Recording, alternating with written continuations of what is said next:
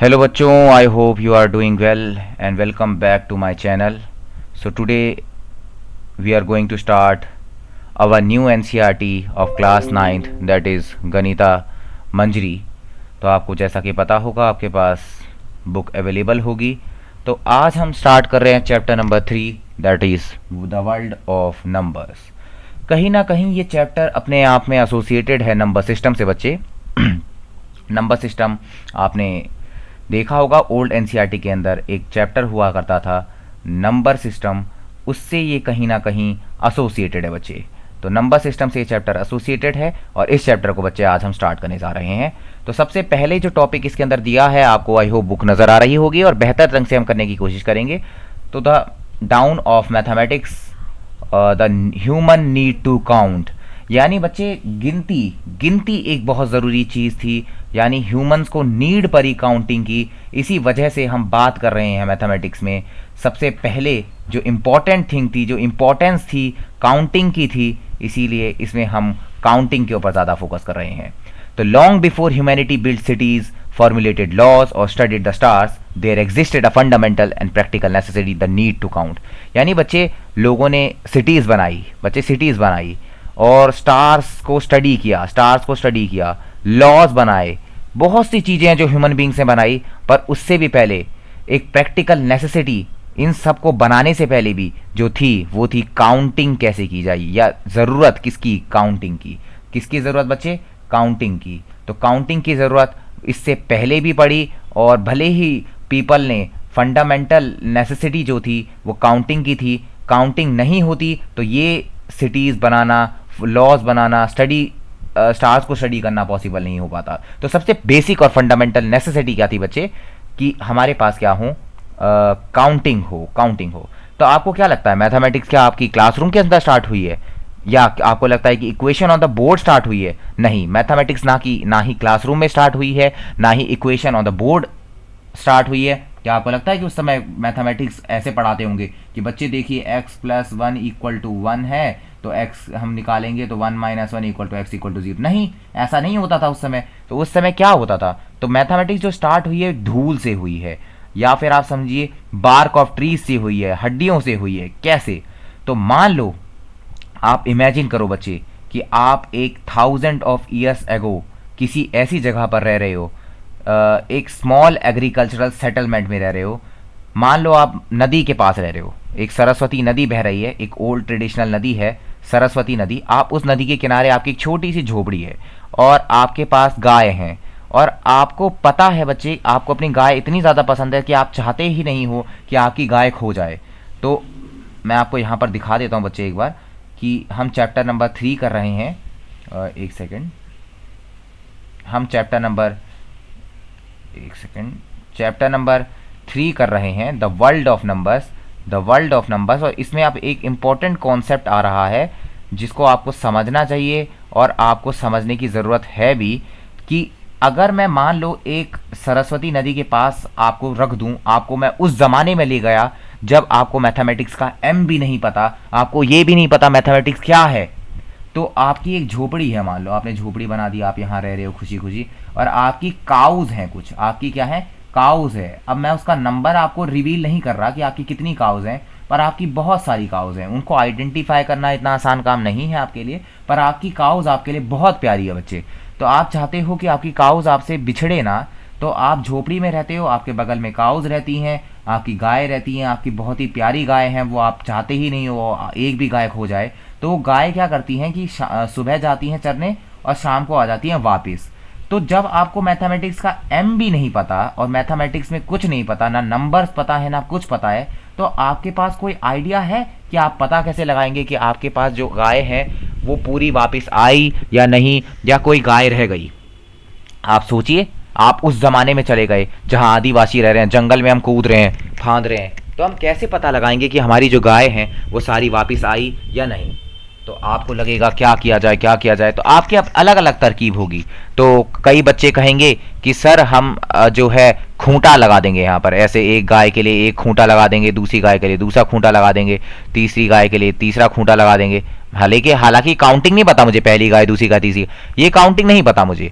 पर मैं क्या करूंगा, एक जो गाय होगी उसके लिए, एक गाय के लिए ऐसे गाय आ गई यहाँ पे एक खूंटा लगा दिया, दूसरी गाय के लिए दूसरा खूंटा लगा दिया, तीसरी गाय के लिए तीसरा खूंटा लगा दिया, चौथी गाय के लिए चौथा खूंटा लगा दिया, फिर एक और खूंटा लगा दिया। तो जिस खूंटे पर गाय नहीं आएगी शाम को, मैं समझ जाऊंगा कि वो वाली गाय नहीं आई। तो एक तरीका तो ये हो सकता है कि आप खूंटा लगाकर पता लगा लें। कई कहेंगे कि हम जो है अस्तबल, मतलब एक अस्तबल टाइप का यहाँ पे जगह बना देंगे कि इस जगह पर ये वाली गाय रहेगी, इस जगह पर ये वाली गाय रहेगी, इस जगह पर ये वाली गाय रहेगी, इस जगह पर ये वाली गाय रहेगी। तबेला टाइप का, मतलब कि एक तबेला बना दिया, ये गाय यहाँ जाएगी, ये गाय यहाँ जाएगी, ये गाय यहाँ जाएगी। तो इससे भी मुझे पता लग जाएगा कि सारी गाय हैं या नहीं। जिस तबेले में गाय नहीं दिखेगी तो मतलब वो वाली गाय गायब है। तीसरा तरीका ये हो सकता है कि आप कहेंगे कि आप जमीन पर क्या करेंगे, उंगलियों से ऐसे करके एक लकीर मारेंगे। तो जितनी जितनी गाय जा रही है उतनी लकीर मैं मार दूंगा सुबह के टाइम, और जब जैसे जैसे आती जाएंगी तो मैं क्रॉस लगाता जाऊंगा कि गाय आती चली गई, आती चली गई, आती चली गई। अब ये वाली गाय नहीं आई अगर एक, तो उस पर क्रॉस नहीं लगेगा, तो मुझे पता लग जाएगा कि वाली गाय नहीं है। एक तरीका जो चौथा हो सकता है वो ये हो सकता है कि मैं पेबल्स का इस्तेमाल करूं। चौथा एक हो सकता है पेबल्स, यानी पत्थरों का इस्तेमाल करूं। तो मान लो मेरे पास पत्थर हैं, तो मैंने क्या किया, जैसे जैसे एक गाय गई तो उसके नाम पर एक पत्थर रख दिया, दूसरी गाय गई तो दूसरा पत्थर अपने हाथ में रख लिया, तीसरी गाय गई चौथा पत्थर रख लिया, छोटे छोटे पत्थर, चौथा, पांचवा, ऐसे करते करते। नंबर मुझे पता नहीं है, नंबर अभी कुछ नहीं पता, मैथमेटिक्स का एम भी नहीं पता, पर मुझे पता है मैं पत्थर रख सकता हूँ। फिर ये पत्थर मैं वापस नीचे गिराता चला जाऊंगा, जैसे जैसे सो शाम को गाय आती चली जाएंगी। अगर कोई पत्थर मेरे हाथ में रह गया, इसका मतलब वो वाली गाय नहीं आई। तो पेबल से हम इस तरीके से पता लगा सकते हैं कि मेरी गाय वापस आई है या नहीं। तो इसको कहा जाता है बच्चे, इससे हमने क्या किया, 1-to-1 करस्पॉन्डेंस की। मतलब जैसे एक गाय है बच्चे, एक गाय को मैंने एक पत्थर एसोसिएट किया, दूसरी गाय को दूसरा पत्थर एसोसिएट किया, तीसरी गाय को तीसरा पत्थर एसोसिएट किया। इसको बोला जाता है बच्चे 1-to-1 करस्पॉन्डेंस। क्या बोला जाता है बच्चे, 1-to-1 करस्पॉन्डेंस। 1-to-1 करस्पॉन्डेंस क्या है? 1-to-1 करस्पॉन्डेंस मैंने आपको बताया कि एक गाय के करस्पॉन्डिंग एक पत्थर गया, दूसरी गाय के करस्पॉन्डिंग दूसरा पत्थर गया, तो इसको बोला जाता है 1-to-1 करस्पॉन्डेंस। और आपको लगता नहीं है जो आज हम काउंटिंग कर रहे हैं, आज जो हम काउंटिंग करते हैं, जैसे 1 करते हैं, फिर 2 करते हैं, 3 करते हैं, 4 करते हैं, 5 करते हैं, तो हम भी तो एक नंबर किसी चीज को एसोसिएट कर रहे हैं ना, दूसरा नंबर भी तो किसी चीज को एसोसिएट कर रहे हैं, तीसरा जो नंबर है वो भी किसी चीज को एसोसिएट करने के लिए कर रहे हैं, चौथा नंबर भी तीसरी चीज को एसोसिएट। यही काम तो हम इसमें भी कर रहे हैं जब हम काउस को काउंटिंग कर रहे थे। तो यहां से जन्म होता है, बर्थ होता है, किसका बर्थ होता है बच्चे? नेचुरल नंबर्स का। किसका बर्थ होता है? नेचुरल नंबर्स का। नेचुरल नंबर्स आपको अच्छे से पता है बच्चे, नेचुरल नंबर्स क्या होते हैं? नेचुरल नंबर्स काउंटिंग नंबर्स हैं, जिनको हम काउंटिंग के लिए यूज करते हैं। और आपको लग नहीं रहा कि जब किस तरीके से नींव रखी गई काउंटिंग नंबर्स की, नेचुरल नंबर्स की किस तरीके से नींव रखी गई होगी। इसमें भी तो हम 1-to-1 करस्पॉन्डेंस कर रहे हैं, नेचुरल नंबर में भी हम 1-to-1 करस्पॉन्डेंस करते थे। तो दिस इज, यहां पर मैं आपको दिखा देता हूं, बुक के अंदर जो है बच्चे लिखा है कि human solved this through a concept called 1-to-1 correspondence. हमने क्या किया? 1-to-1 करस्पॉन्डेंस किया। जैसे कि this was a simple act of matching one object to another, this was the birth of natural numbers. तो इस तरीके से बच्चे नेचुरल नंबर्स की स्टार्ट हुई। उसके बाद आपको सेकंड टॉपिक में बताया गया बच्चे a history written in a bone, कि एक बोन के अंदर किस तरीके से एक इतिहास छुपा हुआ है, एक बोन के अंदर किस तरीके से इतिहास छुपा हुआ है। While the decimal place value system we use today was perfected in the Indian subcontinent. जैसे आज का हम जो सिस्टम यूज करते हैं वो डेसिमल प्लेस वैल्यू सिस्टम है, जिसमें हम जो है 0 यूज करते हैं, 1 यूज करते हैं, 2 यूज करते हैं, 3, 4, 5, 6, 7, 8, 9, इस तरीके से हम 10 डिजिट यूज करते हैं। और किसी नंबर को जैसे हमने लिखा 25 को हम लिख सकते हैं 2 इंटू में 10 raise to the power 1 plus 5 into में 10 रेज टू द पावर 0। इसको हम डेसिमल नंबर सिस्टम बोलते हैं। यहाँ पर हम काउंटिंग इन टेंस चला रहे हैं, counting in tens, power of 10 चला रहे हैं। तो ये इंडिया में डेवलप हुआ। But the earliest physical evidence of humanity recording the natural numbers takes us deep into the heart of Africa. तो ये अफ्रीका में नेचुरल नंबर्स की हिस्ट्री कुछ हमें मिली कि first mathematicians did not use paper, they use tally marks carved into the bone. तो सबसे पहली बोन जो हिस्टोरिकल एविडेंस जो मिले हैं वो लेम्बोबो बोन के मिले हैं। और लेम्बोबो बोन माउंटेन्स में मिली थी, लेम्बोबो माउंटेन्स में, जैसे कोई पहाड़ियां रही होंगी लेम्बोबो की, वहां पर मिली है, इसके लिए इसका नाम पड़ गया लेम्बोबो बोन, क्योंकि लेम्बोबो की पहाड़ियों में मिली थी इसलिए लेम्बोबो बोन। और ये पहाड़ियां थी साउथ अफ्रीका और स्वाजीलैंड कंट्री के बीच में, स्वाजीलैंड का नाम बदल गया है अब। तो कोई अलग नाम हो गया है। साउथ अफ्रीका स्वाजीलैंड के बीच में लैम्बोबो की पहाड़ियां हैं, वहां पर लैम्बोबो बोन मिली थी और डेट्स बैक अप्रोक्सीमेटली लगभग 35,000 साल पुरानी बोन है। तो बच्चे देख रहे हो आप कितनी पुरानी बोन है बच्चे, 35,000 साल पहले ऐसा किया करते थे लोग। तो इस बोन की खासियत ये थी कि इसमें 29 distinct, it is a bone featuring 29 distinct and deliberately carved uniformly sized notches। Anthropologist और मैथमेटिशियंस बिलीव कर रहे थे कि ये रैंडम स्क्रैचेस नहीं है, ये जानबूझकर की गई स्क्रैचिंग है, but a tool used as a lunar face counter और menstrual calendar indicating that early human was tracking time through the. तो यहाँ पर वो बताना चाह रहे हैं, मैं आपको दिखा देता हूँ, यहाँ पर वो ये बताना चाह रहे हैं कि जो लैम्बोबो बोन मिली थी उस पर, लैम्बोबो जो बोन मिली थी उस पर 35,000 साल पहले उस पर मान लो ऐसी बोन थी, वो एक लैम्बोबो बोन, उस पर 29 डिस्टिंक्ट नॉचेस थे, इस तरीके से स्क्रैचेस थे। कितने थे? 29 डिस्टिंक्ट, 29 नॉचेस थे। इससे ये पता लग रहा है कि उस समय के लोग लूनर फेज को शायद मेंशन करना चाह रहे हो, यानी लूनर फेज यानी फुल मून, हाफ मून, इसकी ड्यूरेशन क्या है, फुल मून, हाफ मून, या फिर पृथ्वी के जो चक्कर लगाता है चंद्रमा, पृथ्वी के जो चक्कर लगाता है चंद्रमा, वो लगभग 29.5 दिनों में लगाता है, 29.5 डेज में लगाता है। तो हो सकता है इसके आसपास वो कुछ करना चाह रहे हो। तो वो टाइम को भी देखो किस तरीके से मेजर कर रहे हैं, और इसको परमानेंट करने के लिए शायद उन्होंने बोन के ऊपर लिख दिया होगा, इसको परमानेंट करने के लिए उन्होंने क्या कर दिया होगा, बोन के ऊपर लिख दिया होगा। ऐसा भी हो सकता है, this can be possible, right. तो इतना आपको समझ आया बच्चे कि किस तरीके से हम अपने इसके ऊपर बात कर रहे हैं। उसके बाद लैम्बोबो बोन की 29 डिस्टिंक्ट जो आपको मिले, तो वहाँ पर हमें पता लगा कि हो सकता है वो मेंस्ट्रुअल कैलेंडर देख रहे हो या लूनर फेज या मून की जो है रोटेशन देख रहे हो कि वो कितने दिनों में, क्योंकि मून की जो रोटेशन लगाता है अर्थ की वो 29.5 दिनों में लगाता है, या फुल मून, हाफ मून, इस टाइम को देख रहे होंगे। एक फैसिनेटिंग फैक्ट और है कि इशांगो बोन का भी यहाँ पर जिक्र किया गया है। इशांगो बोन ये है, इशांगो बोन, और इशांगो बोन की एक खासियत ये थी कि ये मिली थी डेमोक्रेटिक रिपब्लिक ऑफ कॉन्गो के पास, नाइल रिवर है, नाइल रिवर वहां पर मिली थी, और लगभग 20,000 बिफोर क्राइस्ट एरा के आसपास ये बोन मिली थी। मतलब बोन तो अभी मिली थी पर इतनी पुरानी ये बोन है जिसका इसकी कार्बन डेटिंग की गई होगी, तो उसकी डेट निकाली गई है कि कितनी पुरानी बोन है। तो उस समय इस बोन को जब ऑब्जर्व किया मैथमेटिशियंस ने या एंथ्रोपोलॉजिस्ट ने, तो उन्होंने ये देखा कि इस बोन पर 11 मार्क इधर लगाए हैं, 11 मार्क इधर हैं, फिर 13 हैं, फिर 17 हैं, फिर क्या है 19 मार्क हैं। इसका मतलब है कि ये तो प्राइम नंबर है किसके बीच में, 10 से 20 के बीच में। तो वो चौंक गए, उनको लगा कि उस समय के लोगों को प्राइम नंबर्स पता है, मतलब 11 फिर 13 फिर 17 ऐसे मार्किंग लगा रखी है, ये तो प्राइम नंबर्स है। यानी इनके सिर्फ क्या है, 2 फैक्टर्स हैं। इनके कितने फैक्टर्स हैं बच्चे, 2 फैक्टर्स हैं। यानी उनको लगा कि उस समय के लोग भी प्राइम नंबर्स के बारे में जान रहे हैं। देखो लिखा भी है, representation of prime number tally grouping found on the Ishango bone. तो इशांगो बोन जो कि Democratic Republic of Congo Nile river के पास मिली थी, नाइल रिवर के पास जो लोग रहे होंगे, तो शायद उन्होंने इस तरीके से प्राइम नंबर को उस समय जाना, किस तरीके से वो प्राइम नंबर्स के ऊपर डील कर रहे हैं, यानी जिनके सिर्फ 2 फैक्टर्स हैं, राइट।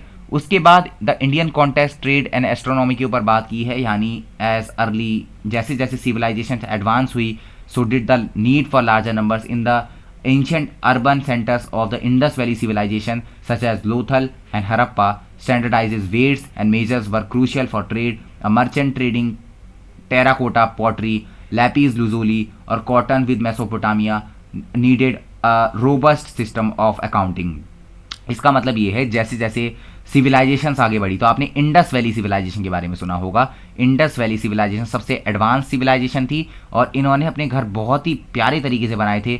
ऐसा नहीं था कि कुछ भी रैंडम था, बिल्कुल ब्यूटीफाई करके इन्होंने जो है अपने घरों को बनाया हुआ था। तो उनकी 2 कम्युनिटीज़ का नाम इन्होंने बता रखा है, लोथल और हरप्पा।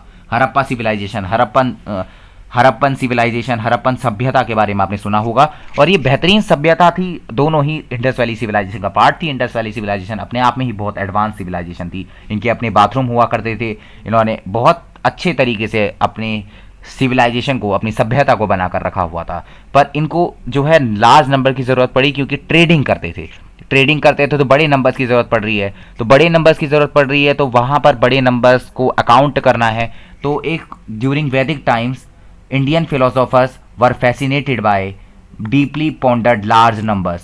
वेदास में we go back thousands of years ago, Vedas जो कि हजारों साल पुराने हैं, वहां पर गिवन है all the power of 10 up to 10 raised to the power 12 which was called परार्धा। मतलब पावर ऑफ 12 को इन्होंने परार्धा कहा। ललिता विस्तारा को 4th सेंचुरी बीसी में। बुद्धा डिस्क्राइब 10⁻53 एज तलल शना, expressing quantities in terms of power of 10 was explicitly use in Rigveda. Rigveda में भी जो है इसको एक्सप्लिसिटली यूज किया गया। The setting the stage for the number system based on the power of 10 developed in India. और इस तरीके से पावर ऑफ 10 का जो सिस्टम, डेसिमल नंबर सिस्टम है, वो इंडिया में आया। The development of the Indian numeral system in terms of place values and power of 10 also helped pave the way, what is perhaps the most important mathematical invention in the human history is the concept of zero। यानी जो zero बना, सबसे बड़ी चीज zero का बनना थी हमारी कम्युनिटी के अंदर। अब इसमें एक्सरसाइज 3, जीरो का इन्वेंशन सबसे बड़ा रेवोल्यूशनरी था। यानी जीरो का जो इन्वेंशन हुआ वो रेवोल्यूशनरी था, अपने आप में क्रांति लेकर आया, एक रेवोल्यूशन लेकर आया मैथमेटिक्स के अंदर। इसने पूरी मैथमेटिक्स को एकदम से ऐसा चेंज कर दिया कि क्या बताऊं मैं आपको, जिसकी कोई हद नहीं है। फिलहाल एक्सरसाइज 3.1 का पहला क्वेश्चन है कि एक मर्चेंट है in the port city of Lothal, वो एक्सचेंज कर रहा है bag of spices for copper ingots. Copper ingots होते हैं जैसे कॉपर की कोई चीज़ है, बिस्किट टाइप का या कुछ ऐसी चीज़ जिसका यूज़ किया जाए, कॉपर की चीज़ है। तो लोथल एक सिटी, जैसे अभी बात की था ना हड़प्पन सिविलाइजेशन में, इस तरीके की कोई एक सिटी है। He receives 15 ingots for 2 bag of spices. If he brings 12 bag of spices to the market, how many copper ingots will he leave with? यानी वो कह रहा है कि अगर 2 बैग के बदले, मतलब 2 बैग के बदले उसको मिलेंगे 15। He receives 15 ingots for कितने? 2 bag of spices। यानी अगर वो 2 बैग ऑफ स्पाइसेस लेकर आएगा तो उसको कितने मिलेंगे? 15 इनगॉट्स मिलेंगे। 15 इनगॉट्स मिलेंगे, यानी 2 बैग ऑफ स्पाइसेस के लिए उसको 15 इनगॉट्स मिल रहे हैं। तो अगर वो मान लो 12 थैले लेकर आया घर से उठाकर, तो वो कितने इनगॉट्स के साथ जाएगा? तो मुझे बताओ, एक बैग के लिए, एक बैग ऑफ स्पाइस के लिए क्या मैं दोनों साइड 2 से डिवाइड कर सकता हूँ यूनिटरी मेथड के अकॉर्डिंग? तो ये कितना बन जाएगा? 15/2 इनगॉट्स। यानी इसको कितने मिलेंगे? 15/2 इनगॉट्स, राइट। एक सेकेंड में इसको थोड़ा सा जूम कर देता हूँ ताकि, एक सेकंड बच्चे, हाँ जी।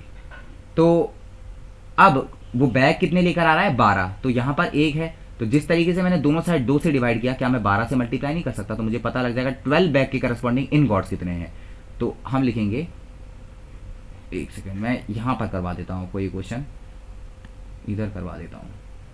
एक्सरसाइज 3.1 का क्वेश्चन नंबर 1 है कि यहाँ पर 2 बैग ऑफ स्पाइसेस के लिए उसको मिलेंगे 15 इनगॉट्स। कितने मिलेंगे? 15 इनगॉट्स।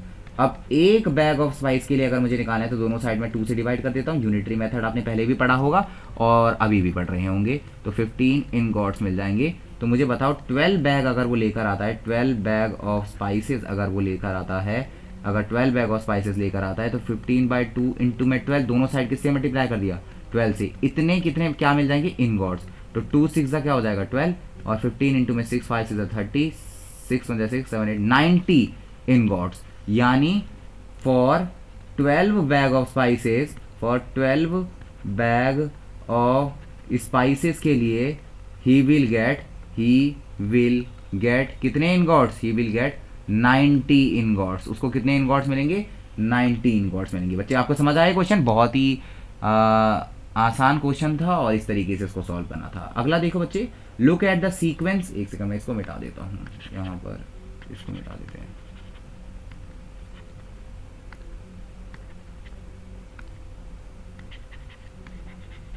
ये शायद अभी चल नहीं रहा है, कोई बात नहीं। Look at the sequence of numbers on a 1 column of Ishango bone. अभी इशांगो बोन की हमने बात की थी। इशांगो बोन में नंबर जो है प्राइम नंबर्स लिखे हुए थे इस तरीके से। तो what do these numbers have in common? इनमें कॉमन क्या है? तो हम लिखेंगे दे आर प्राइम नंबर्स, है ना बच्चे? ये क्या है? प्राइम नंबर्स हैं, प्राइम नंबर्स है। तो कॉमन क्या है इनमें? कि ये प्राइम नंबर्स हैं। List the next 3 numbers that fit in this pattern. तो नेक्स्ट प्राइम नंबर लिखने हैं कितने? 3। तो अगर ये 11 है, 13 है, 17 है, तो अगला प्राइम क्या हो जाएगा? हाँ, वेरी गुड बच्चे, बोलो बोलो बोलो, क्या बोल रहे हो? 21? नहीं, 21 प्राइम नहीं है बच्चे। 22 नहीं, 23 प्राइम है, वेरी गुड। 23 क्या है? प्राइम है, वेरी गुड। नेक्स्ट प्राइम क्या हो जाएगा बच्चे? 25 तो नहीं सोच रहा कोई, 24 तो नहीं सोच रहा कोई, 26 तो नहीं सोच रहा, 27 भी नहीं है, 28, 29, वेरी गुड। अगला कौन सा हो जाएगा 31। तो ये नेक्स्ट 3 नंबर्स आप इस तरीके से लिखेंगे। अगला क्वेश्चन है we know that natural numbers are closed under addition. अब यहाँ पर क्वेश्चन आता है natural numbers are closed under addition. आपको पता है natural number under closed under addition का क्या मतलब हुआ, आपने पहले पढ़ा होगा, तो इसका आगे बताया भी है the sum of any two natural number is always a natural number, ये समझा रखा है। Are they close under subtraction, क्या natural number close under subtraction है, और प्रोवाइड करो a couple of example to justify your answer. तो देखिए बच्चे इसने बता रखा है, एक सेकंड कहाँ गया, हाँ ये कह रहा है क्वेश्चन नंबर आपका कौन सा है, ये थर्ड क्वेश्चन है। तो थर्ड क्वेश्चन में ये कह रहा है कि नेचुरल नंबर जो है क्लोज अंडर एडिशन है, हमें पता है natural number are closed under, natural number are closed under addition, okay, are closed under addition. इसका क्या मतलब हुआ बच्चे, नेचुरल नंबर अंडर क्लोज है एडिशन के अंदर, इसका मतलब है कि दो नेचुरल नंबर को जोड़ूंगा, दो नेचुरल नंबर को जोड़ूंगा तो एक नेचुरल नंबर ही मिलेगा, दो नेचुरल नंबर को जोड़ूंगा तो एक नेचुरल नंबर मिलेगा। अगर ये हर केस में होता है तो ये चीज क्लोज्ड अंडर एडिशन कहलाती है। अगर नेचुरल नंबर की जगह रैशनल नंबर होता तो मान लो दो रैशनल नंबर को जोड़ूंगा तो एक रैशनल नंबर ही मिलेगा, ये कंडीशन भी क्या है, ये भी कही जाती क्लोज्ड अंडर एडिशन। अगर दो इंटीजर की मैं बात करता कि दो इंटीजर को जोड़ूंगा तो क्या इंटीजर मिलेगा, तो अगर ऐसा होता है कि दो इंटीजर को जोड़कर हर केस में इंटीजर ही मिलता है तो उसको बोलते हैं क्लोज्ड अंडर एडिशन। फिलहाल हम नेचुरल नंबर की बात कर रहे हैं, तो natural number close under addition होते हैं। जैसे अगर मैं लिख दूं 1 एक नेचुरल नंबर, दूसरा एक नेचुरल नंबर लिख दिया 1, तो आंसर आया 2, तो ये भी क्या है नेचुरल। अगर मैं बात करूंगा 2 एक नेचुरल है, उसके बाद एक नेचुरल ले लिया 3, तो ये भी मुझे क्या देगा 5, ये भी क्या है एक नेचुरल है। तो यानी हर केस में जब मैं दो नेचुरल को जोड़ूंगा 1 + 2 भी जोड़ूंगा तब भी क्या मिलेगा 3, वो भी नेचुरल है। 3 + 4 जोड़ूंगा तो भी क्या मिलेगा 7, तो ये भी क्या है नेचुरल। अब ये कह रहा है क्या ये सब्ट्रैक्शन के अंदर भी क्लोज है। सब्ट्रैक्शन के अंदर क्लोज होने का मतलब है कि अगर मैं दो नेचुरल नंबर को सब्ट्रैक्ट करूं तो क्या हर बार नेचुरल नंबर मिलेगा। तो अगर मैं देखूं, अगर मैं नेचुरल नंबर 1 लेता हूं और दूसरा नेचुरल नंबर 1 लेता हूं तो आंसर आता है 0, but 0 is not a natural number, but 0 is not a natural number. 0 एक नेचुरल नंबर तो है ही नहीं, यानी ये अंडर क्लोज कैसे हो सकता है अंडर सब्ट्रैक्शन, क्योंकि एक भी केस अगर ऐसा आ जाता है जहां ये क्लोज नहीं है तो इसका मतलब मैं श्योर हूं कि ये natural number close under addition नहीं होते। और एग्जांपल अगर आपको देने, क्योंकि इसमें कपल ऑफ एग्जांपल्स देने हैं, तो आपने लिख दिया यहाँ पर 3 और यहाँ पर लिख दिया 4 और बीच में लगा दिया सब्ट्रैक्शन का टाइम, मुझे पता है इसका आंसर क्या आएगा -1, यानी ये भी क्या है नेचुरल नंबर नहीं है, but this is not a natural number. यानी natural number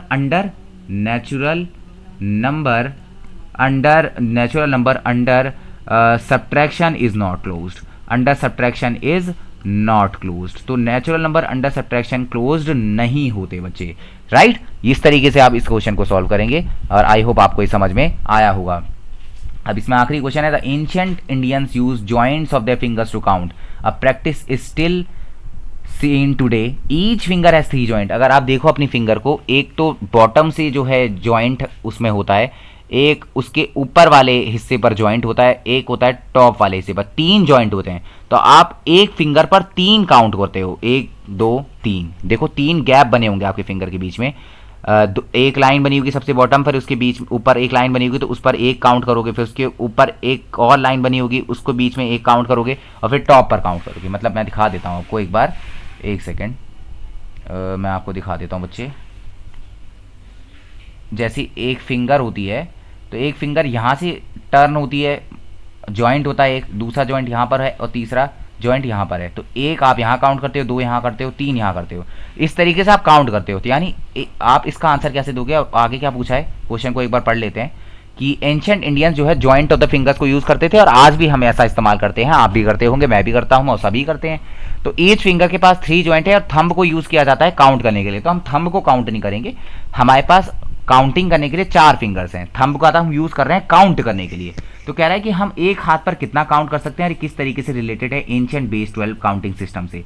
ancient base 12 counting system यानी 12 में जो काउंट करता था, 12 में, जैसे डेसिमल सिस्टम 10s में काउंट करता है, तो ये किस तरीके से चलता था मैं बता देता हूँ आपको। तो आपको पता है कि एक फिंगर पर ओ सॉरी स्पेलिंग में गलती होगी, मैं इसको मिटा देता हूँ, एक सेकंड बच्चे वेट करो थोड़ा सा,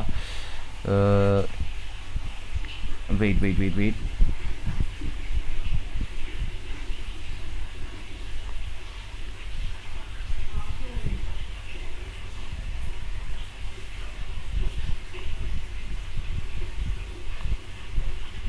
अब देखिए बच्चे एक बार कि एक फिंगर पर हम जो काउंट करते हैं, एक फिंगर पर वो करते हैं, वी कैन, ऐसे लिखेंगे हम, we can count 3 on 1 finger. अगर एक फिंगर पर हम 3 काउंट कर सकते हैं, so we can count 12 on 4 finger. 4 finger पर हम कितना काउंट कर सकते हैं? 12। तो इससे यही पूछा था बच्चे कि आप एक हाथ पर कितना काउंट कर सकते हैं। तो आप एक हाथ पर, क्योंकि 4 फिंगर्स हैं जिनको आप काउंटिंग के लिए यूज़ कर रहे हो, तो आप कितना काउंट कर सकते हो? 12 काउंट कर सकते हो ऑन द 4 फिंगर्स। तो इस तरीके से इसका आप जवाब दोगे बच्चे। ये था आपका। अब आपको पता होगा कि एक महीने में 12, मतलब एक साल में, 1 ईयर में कितने मंथ्स होते हैं? 12 मंथ्स होते हैं। 1 ईयर में कितने मंथ्स होते हैं बच्चे? 12 मंथ्स होते हैं। और एक क्लॉक पर 12 घंटे भी होते हैं। एक क्लॉक पर कितना आवर होते हैं? 12 घंटे भी होते हैं। और एक दर्जन में 12 भी होते हैं, 12 यूनिट्स होते हैं, 12 यूनिट्स होते हैं। एक डजन में 12 यूनिट्स होते हैं। 12 कहाँ से आया? क्योंकि हम एक हैंड पर 12 काउंट कर पा रहे हैं। एक रीज़न तो इसका ये है कि ये बेस 12 सिस्टम से इसीलिए एसोसिएटेड है क्योंकि हम एक हैंड पर 12 काउंट कर पा रहे हैं। 12 काउंट कर पा रहे हैं तो उन्होंने इसको 12 12 12 ले लिया। और एक रीज़न ये है कि 12 के बहुत ज़्यादा फैक्टर होते हैं। 12 का एक फैक्टर 1 है, दूसरा फैक्टर 2 है, फिर 3 है, फिर 4 है, फिर 6 है, फिर उसके बाद 12 है। यानी 1 2 3 4 5 6 फैक्टर इसके हैं 12 के। 12 के कितने फैक्टर हैं? 6 फैक्टर हैं। तो इतने ज़्यादा फैक्टर और किसी नंबर के नहीं होते। आप 11 के देख लो, उसके 2 ही फैक्टर हैं। 9 को देख लो, उसके 1 फैक्टर है, 3 फैक्टर है, एक फैक्टर इसका फिर 9 ही है, तो इसके 3 ही फैक्टर हैं। तो इसके 6 फैक्टर हैं। तो ये कैलकुलेशन को ईजी करेगा, इस वजह से भी 12 महीने लिया, 12 आर लिया, 12 यूनिट लिया। और एक फैसिनेटिंग फैक्ट मैं आपको बता देता हूँ कि अगर आप काउंट करना चाहो तो आप 60 भी काउंट कर सकते हो अपने हैंड पर, क्योंकि आप एक हैंड पर एक बार में एक हैंड पर 12 काउंट कर पा रहे हो। तो आप 5 बार जब काउंट करोगे अपने हैंड को, 5 बार जब आप काउंट करोगे तो आप 60 तक काउंट कर सकते हो। 12 इंटू में 5 क्या होता है? 60। यानी 12 12 के अगर आप काउंटिंग स्टार्ट करो तो 5 बारी में आप 60 काउंट कर सकते हो।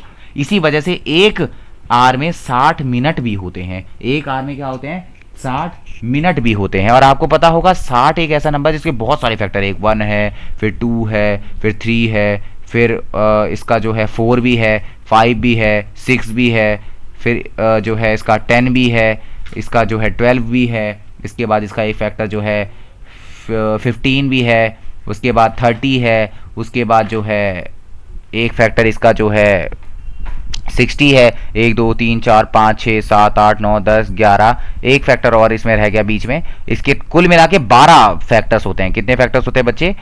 12 फैक्टर्स इस नंबर अकेले के होते हैं। तो इतने सारे फैक्टर्स होने की वजह से ये कैलकुलेशन को क्या कर देगा और इजी। इसे 60 मिनट होते हैं एक घंटे में, तो इस तरीके से हमने 60 सेकंड होते हैं, 60 सेकंड भी आपने सुना होगा। तो इस तरीके से एसोसिएटेड है किससे बच्चे? हमारे ancient. This is the origin of why we have 12 months in a year, 12 hour in a clock, 12 units in a dozen. इसलिए यहाँ पर हमने इसका इस्तेमाल किया। अब हमारे पास 3.1 एक्सरसाइज हमने कंप्लीट कर ली है। इसके अंदर इतने ही क्वेश्चन थे और आगे आपको कॉन्सेप्ट दिखाया गया है द रेवोल्यूशन ऑफ शून्य। यानी शून्य कैसे एक जो है व्हेन नथिंग बिकम समथिंग, जब आपके पास कुछ नहीं था तो कैसे कुछ बन गया। When nothing become something, nothing कैसे आपके लिए जो चीज़ नथिंग थी वो कैसे कुछ बन गई, कैसे कुछ बन गई। तो फॉर मिलीनिया यानी 1000 ऑफ ईयर्स एगो तक लोगों के पास जीरो नहीं था। जीरो का कोई कॉन्सेप्ट था ही नहीं है। जब जीरो का कोई कॉन्सेप्ट नहीं था तो नंबर लाइन जो स्टार्ट होती थी वो 1 से स्टार्ट होती थी। नंबर लाइन कहाँ से स्टार्ट होती थी? 1 से स्टार्ट होती थी। नंबर लाइन कहाँ से स्टार्ट होती थी? 1 से। तो इफ़ यू हैव 5 एप्पल्स, मान लो मेरे पास 5 है और 5 चले गए, तो लोगों को ये परेशानी होती थी कि 5 में से 5 चले गए तो हम इसको लिखें कैसे? हमारे पास इसको रिप्रेजेंट करने के लिए कोई नंबर ही नहीं है। हाँ, एक खालीपन जरूर है, एक एम्प्टीनेस, एक वॉइडनेस है, but we don't have any number to represent this state. तो उस समय के लोग जो है अपने आचार्य को बोलते थे कि आचार्य जी हमारे पास जो है 5 एप्पल थे, 5 चले गए। तो ये लोग कह रहे हैं कि आप इसको लिखकर कैसे दिखाओगे, कि कुछ नहीं को भी कैसे लिखूं, किसी नंबर से मैं कुछ नहीं को कैसे लिखूं।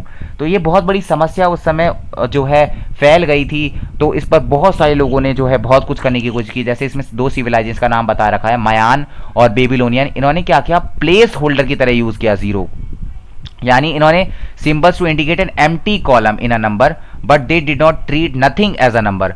दे मतलब इन्होंने नथिंग को कोई, जैसे हमारे पास एम्प्टीनेस है कि कुछ नहीं है तो कुछ नहीं है को कैसे बताएं, कि हमारे पास 5 में से 5 चले गए तो कुछ नहीं है तो कैसे बताएं। इन्होंने क्या किया, प्लेस होल्डर की तरह भी यूज किया। जैसे मान लो मुझे 205 लिखना है तो जीरो तो था नहीं, तो इन्होंने क्या किया, जगह छोड़ दी, तो जगह छोड़ दी, एम्प्टीनेस दिखा दी। पर इसमें प्रॉब्लम थी कि ये सिर्फ इनको पता चलता था। अब बाहर से जब लोग आएंगे तो उनको तो ये 25 जैसा लगेगा, तो ये प्रॉब्लम क्रिएट हो गई। अब ना इन्होंने कोई रूल दिया ना कुछ दिया, बस खाली क्या छोड़ दिया, एम्प्टी स्पेस छोड़ दिया। तो यहां पर इन्होंने कोई रूल वगैरह नहीं दिए। जो सबसे बड़ी क्रांति लेकर आए मैथमेटिक्स के अंदर वो थे ब्रह्मगुप्ता। ब्रह्मगुप्ता ने इस एम्प्टीनेस, इस वॉइडनेस, इस एम्प्टीनेस, इस वॉइडनेस को किसमें फॉर्मली ट्रांसफॉर्म कर दिया, एक नंबर में ट्रांसफॉर्म कर दिया। यानी इन्होंने ही जीरो का कॉन्सेप्ट इंट्रोड्यूस किया विच ट्रूली ट्रांसफॉर्म मैथमेटिक्स। और ये एक मोन्यूमेंटल इंटर्न था जो कि इंस्पायर्ड था बाय इंडियन फिलोसॉफिकल ट्रेडिशंस, यानी इंडियन फिलोसॉफिकल ट्रेडिशंस से ये इंस्पायर्ड था। तो ऐसा समझ सकते हैं आप कि जो हमारे उपनिषद थे उसके अंदर शून्यता का कॉन्सेप्ट मेंशन था पहले से। जो फिलोसॉफी थी मैथमेटिक्स की, from the philosophy to mathematics, philosophy से मैथमेटिक्स में जो कॉन्सेप्ट ऑफ शून्यता आया, मैं आपको बताता हूं। जैसे ब्रह्मगुप्ता है, उन्होंने बहुत ज़्यादा कंट्रीब्यूशन किया मैथमेटिक्स के अंदर। अगर वो जीरो का कॉन्सेप्ट ना लेकर आते तो आज की डेट में कुछ भी पॉसिबल नहीं हो पाता। यानी उन्होंने नथिंगनेस को एज अ नंबर जो एसोसिएट किया, एज अ नंबर जो लेकर आए, उसके रूल्स दिए, ब्रह्मगुप्ता ने उसके रूल्स दिए, वो बहुत ही ट्रांसफॉर्मिंग थे मॉडर्न मैथमेटिक्स के लिए। और किस तरीके से उन्होंने ये किया, तो हमें पता है शून्यता क्या है। शून्यता उपनिषद में बताया गया था कि एम्प्टीनेस है, नथिंगनेस है। यानी जैसे आपको पता होगा हम योग करते हैं, योग में क्या करते हैं कि ध्यान लगाते हैं। तो जब हम ध्यान लगाते हैं तो शून्यता एक जीरोनेस की तरह है। यानी हम जब ध्यान लगाते हैं तो अपने माइंड को काम करते हैं, यानी हम थॉट फ्री होते हैं, हम रिलैक्स्ड होते हैं, हम काम होते हैं। यानी हम हर एक फ्लक्चुएशन ऑफ द माइंड से दूर होते हैं। हमारे माइंड में कुछ नहीं चल रहा, कुछ नहीं चल रहा। तो आपको लग रहा है जीरो से एसोसिएटेड है, जीरो से एसोसिएटेड है, यानी जीरोनेस है। पर वहां पर कोई नंबर था ही नहीं, खाली ये मेंशन था कि मैथमेटिक्स, मतलब मैथमेटिक्स का कुछ मेंशन नहीं था, पर ये मेंशन था कि शून्यता है। शून्यता का मतलब था कि एक ऐसी स्टेट में है हम, जहां हमारे माइंड के अंदर कोई भी फ्लक्चुएशंस नहीं है, कुछ भी नहीं चल रहा माइंड के अंदर। बिल्कुल माइंड इतना स्थिर है, शांत है, माइंड बिल्कुल खाली है, एम्प्टी है, वॉइड है। तो ये वॉइड का जो कॉन्सेप्ट था ये उसके अंदर भी लिखा था। आपने देखा होगा जैसे कई पुराने जमाने के जो आचार्य होते थे, ऋषि होते थे, वो क्या करते थे, योग करते थे। योग से अपनी माइंड को इतना ज़्यादा कंट्रोल करते थे कि अपनी सेंसेस को कंट्रोल कर लेते थे। यानी उनके माइंड के अंदर कुछ भी नेगेटिव थॉट्स नहीं थे, कोई भी विचार नहीं थे। तो विचार नहीं थे तो वो भी तो एक एम्प्टीनेस है। और इस एम्प्टीनेस को क्रिस्टलाइज जब किया गया ब्रह्मगुप्ता के द्वारा, और एक और मैथमेटिशियन थे आर्यभट्ट, उनके द्वारा, जो कि बिहार में जन्मे थे, तो उन्होंने भी काफ़ी ज़्यादा काम किया है। और इसका इस्तेमाल ज़ीरो का जो इस्तेमाल है वो आपको पता है आज की डेट में कितनी ज़्यादा जगह होता है। मैं आपको समझाता हूँ आर्यभट्ट ने क्या किया। आर्यभट्ट का ये था कि मैं आपको बताता हूँ, एक सेकंड देखिए, ये है, मैं आपको उनकी स्टोरी बताता हूँ कि किस तरीके से उन्होंने इसको किया। मैं एक पेज इंसर्ट कर देता हूँ, बच्चे रुको एक मिनट। तो आर्यभट्ट जो थे, आर्यभट्ट को ये था कि वो किसी ना किसी तरीके से हेल्प कर पाए, क्योंकि प्लेस होल्डर तो यहाँ पर प्रॉब्लम थी, जीरो नहीं था। तो आर्यभट्टा ने कोई सिंबल नहीं दिया, जीरो का कोई सिंबल नहीं दिया। एक संस्कृत वर्ड है KHA, उसको इन्होंने, मतलब संस्कृत में KHA लिख दिया, और इसी को इन्होंने बोला कि यही वर्ड जो है रिप्रेजेंट कर रहा है, यही वर्ड जो है रिप्रेजेंट कर रहा है जीरो को, एम्प्टीनेस को, वॉइडनेस को। तो यानी इनका मेन जो मोटिव था, इन्होंने जीरो को, मतलब जैसे लिखना है 205 तो 2KHA फिर 5 लिख दिया, मतलब 205 दिखाने के लिए। पर इन्होंने ना तो कोई रूल्स दिए, नो रूल्स फॉर जीरो के क्या रूल्स हैं वो इन्होंने नहीं बताया। ना इन्होंने कोई सिंबल दिया, जीरो का कोई सिंबल नहीं दिया। इन्होंने सिर्फ as a place holder use किया उसको, एज अ प्लेस होल्डर, कि प्लेस होल्ड कर रही है ये, कि इस जगह पर कुछ नंबर है, जीरो है, यहाँ पर इस जगह पर कुछ है, मतलब प्लेस होल्डर की तरह यूज किया आर्यभट्टा ने। तो हम ऐसा समझ सकते हैं कि एक नींव तो इन्होंने रखने की कोशिश की, कि इन्होंने कुछ करने की कोशिश की। जीरो को लेकर सिंबल तो नहीं दे पाए, रूल्स नहीं दे पाए, पर एक एज अ प्लेस होल्डर, एक नींव रखने की शुरुआत की, कोशिश की। अब आए ब्रह्मगुप्ता। ब्रह्मगुप्ता का क्या था कि ब्रह्मगुप्ता का क्या था कि ब्रह्मगुप्ता ने क्या किया कि ब्रह्मगुप्ता को भी यही था कि वो किस तरीके से करें। तो कई उपनिषद थे हमारे पास, बक्सली मैन्युस्क्रिप्ट थी जहां पर हिंदू नंबर सिस्टम है, तो वहां पर जीरो को दिखाने के लिए ना ऐसे ऐसे गोले यूज किए जाते थे, बिंदु यूज किए जाते थे। तो इन्होंने क्या किया, सबसे पहले सिंबल दिया जीरो का। तो जीरो का सिंबल इन्होंने इसी बिंदु से इसको ऐसे जीरो बना दिया। तो इन्होंने बोला जैसे नंबर है तो 205 है नंबर, तो इस तरीके से नंबर इंट्रोड्यूस किया, इस जीरो को इंट्रोड्यूस किया। और साथ ही साथ इन्होंने रूल्स भी दिए जीरो के। इन्होंने क्या किया, रूल्स भी दिए थे। देख, Brahmagupta gave the rules of zero. Brahmagupta ने रूल्स दिए इसके एडिशन के, इसके सब्ट्रैक्शन के, इसके मल्टीप्लिकेशन के। यानी जीरो को एज अ सिंबल भी लेकर आए। तो कितना बड़ा ट्रांसफॉर्मेशन मैथमेटिक्स के अंदर ब्रह्मगुप्ता लेकर आए, और किस तरीके से इन्होंने रूल्स दिए मैथमेटिक्स के अंदर। और साथ ही साथ इन्होंने नेगेटिव नंबर पर भी बहुत काम किया। मैं आपको अगली क्लास में जब बताऊंगा तो नेगेटिव नंबर के बारे में बताऊंगा कि इनके दिमाग में वो कॉन्सेप्ट आया कैसे।